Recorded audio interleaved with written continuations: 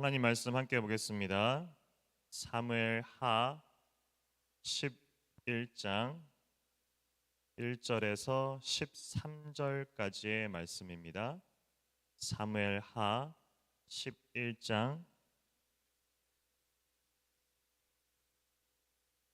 1절에서 13절까지입니다. 같이 교독하도록 하겠습니다.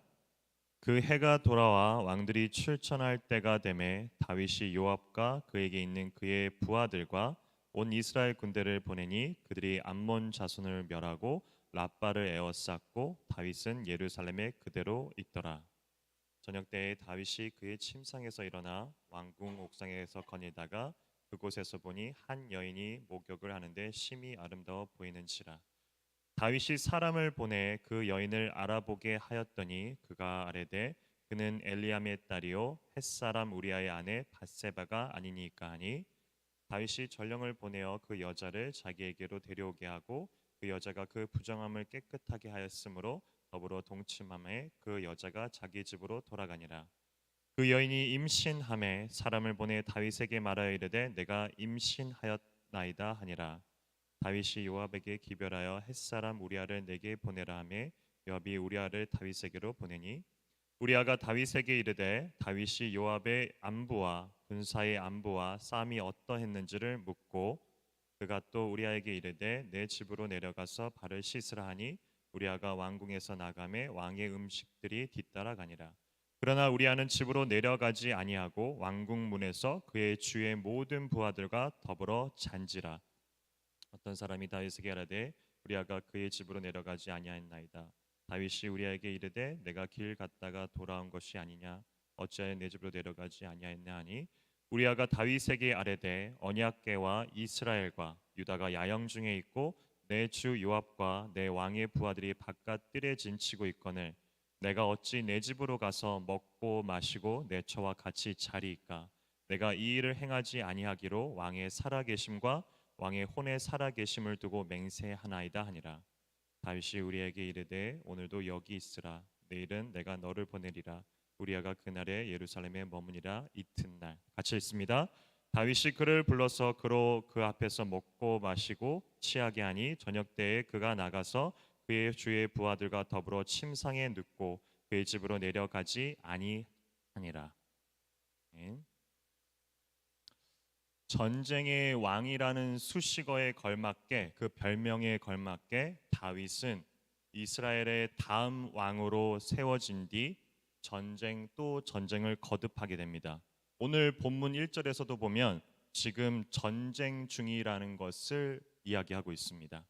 하지만 다윗은 예루살렘 다윗의 성에 남았고 밧세바의 사건이 일어납니다. 우리가 알고 있고 위대한 믿음의 선조이자 예수 그리스도의 조상인 다윗이 범한 죄악은 어디로 보나 분명 쉽지 않은, 도망갈 수 없는, 변명할 여지가 없는, 그리고 이러한 일들을 우리가 과연 어떻게 바라봐야 할지 쉽지 않은 대목입니다. 4절의 내용을 통해 밧세바가 월경을 마친 정한 상태, 즉 가임기 상태인 것을 성경을 나타냅니다. 그런 여인과 동침을 했으니 임신이 된 것이었고 그 상황을 밧세바가 다윗 왕에게 알립니다. 자신의 행동으로 임신케 된 남편이 있는 유부녀와의 간음죄를 없이 할 방법으로 다윗은 그의 힘, 권력을 사용합니다. 오늘 본문에 나온 그의 범죄를 덮을 완전 범죄를 꾀할 방법은 자신이 아닌 밧세바의 원래 남편인 우리아를 사용하는 것이었습니다. 우리아를 왕의 성으로 초대한 후 거하게 잔치를 베풀고 나서 그를 집으로 돌려보내 그가 자신의 부인과 동침했다는 것을 만들려는 수작이었습니다. 하지만 앞서 말씀대로 1절에 나와 있듯이 지금 이스라엘의 상황은 전쟁 시입니다.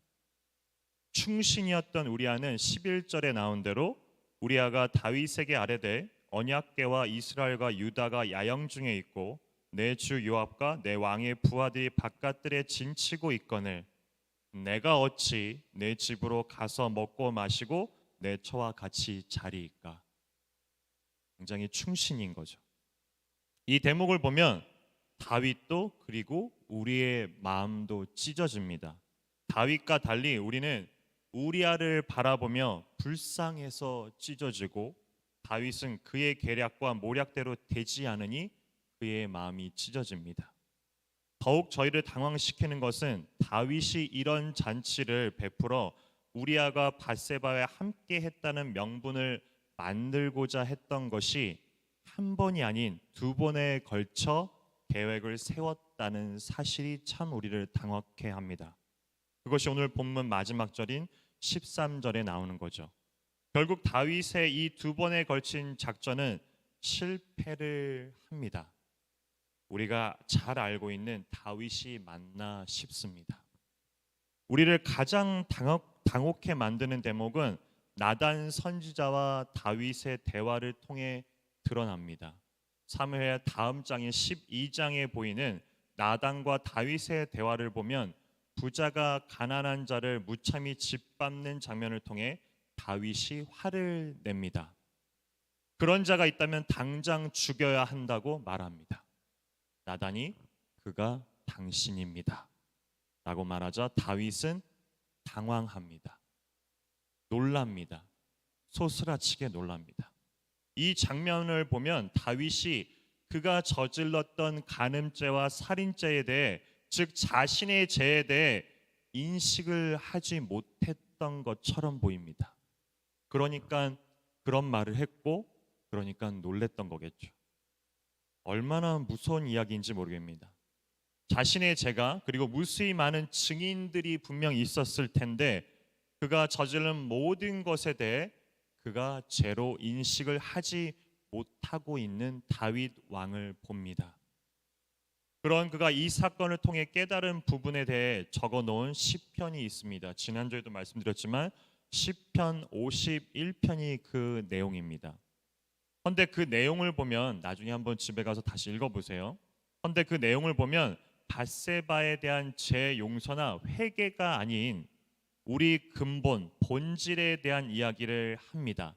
성경이 말하고자 하는 본질, 우리가 누구이고 하나님이 누구이며 또한 회개는, 참된 회개는 무엇인지를 그 본질 가운데 드러냅니다. 따라서 시편 51편을 바라보는 우리의 시점은 성경 전체가 말하는 우리의 일생 생활 가운데 갖가지 작은 것까지 관심을 가지는 것이 아닌 우리가 누구인지에 대한, 그리고 하나님이 누구인지에 대한, 그리고 죄가 어떠한 본질에 대한 것인지를 나타내주고 있기 때문에 그것에 대해서 우리가 어떻게 그럼 참된 회개로 이어질 수 있는가를 바라볼 수 있는 부분이 시편 51편의 내용입니다. 다시 바라본 죄에 대한 본질은 여기서 시작합니다. 51편 4절 5절에 보면 내가 주께만 범죄하여 주의 목전에 악을 행하였사오니 주께서 말씀하실 때 의로우시다 하고 주께서 심판하실 때 순전하시다 하리이다. 내가 죄악 중에서 출생하였으므로 어머니가 죄 중에서 나를 잉태하였나이다. 밧세바 사건을 통해 간음죄와 살인죄를 들어 용서를 구하는 것을 넘어 자신이, 즉 다윗이 죄의 재료가 될 수밖에 없었음을 본질상 근본적으로 깨닫습니다. 그의 출생 자체가 그러하다라고 고백하는 겁니다. 인간에 대한 본질에 대해서 다윗이 언급을 하고 살펴보고 그가 깨달은 부분들을 시편 51편에서 노래하고 있습니다.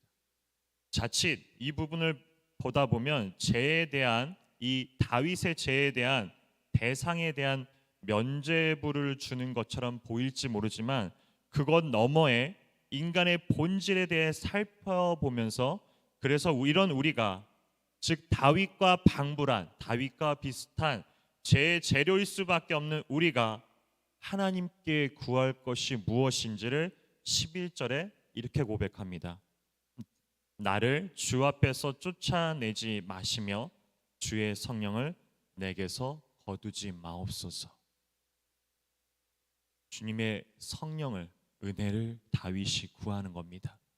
왜냐하면 다윗이 보기에도, 그리고 다윗과 방불한 우리에게도 죄의 본질이 늘 우리 가운데 거하고 있고 자리 잡고 있고, 그러한 우리들이 본질상 누구인지를, 과연 우리가 누구이며 왜 살아가야 되는지를, 따라서 하나님이 누구이신지를 구하고 있는 다윗을 보건대 그의 마지막은 결국에는 은혜를 구하는 자가 있다랍니다. 이것이 오늘을 살아가는 은혜 위에 있어야 할 죄의 재료일 수밖에 없는 우리들의 간구이어야 되고 간청이어야 되며 오늘날 우리의 기도이어야 합니다. 은혜 위에 살아가기 위해 오늘도 그 은혜를 구하면서 하나님의 도우심을 구하며 살아가시는 저와 우리 사랑하는 성도님 되시기를 기도하겠습니다. 기도합니다. 참 좋으신 하나님 아버지, 다윗도 그러했고 무수히 많은 믿음의 선조들이 그러했듯이 그들도 죄의 재료일 수밖에 없었습니다. 본질상 죄를 지을 수밖에 없고 죄 가운데서 허우적거릴 수밖에 없는 그들이 바로 오늘날 우리이고 접니다. 따라서 이 죄 가운데서 우리가 유일하게 구할 것은 하나님의 은혜입니다. 성령을 거두지 마옵시고 은혜 가운데 간구함으로 살아나가게 하여 주시옵소서. 오늘 하루도 주님의 은혜를 사모합니다. 그 은혜 가운데로 우리를 불러주심에 감사하고 그 은혜의 길을 걷게 하심에 감사하며 오늘 하루도 은혜로 살아가게 하여 주시옵소서. 감사합니다. 예수 그리스도 이름으로 기도합니다. 아멘.